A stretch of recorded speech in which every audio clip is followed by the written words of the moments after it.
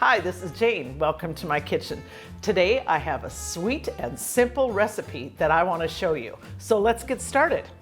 First of all, what I did is I took the cream cheese and I got it nice and softened. Next, what I'm going to do is I'm going to add my powdered sugar. I am going to add some vanilla. And then I'm going to add some lemon juice. And all I have to do is mix it up.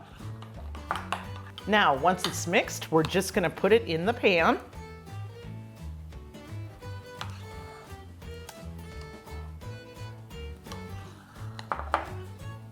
And spread it out.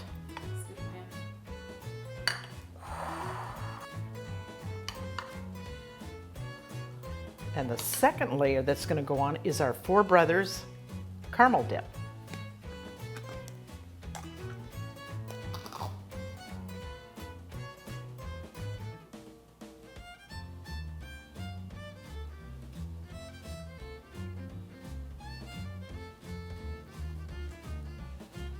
And then to top it off, I'm going to do some toffee bites.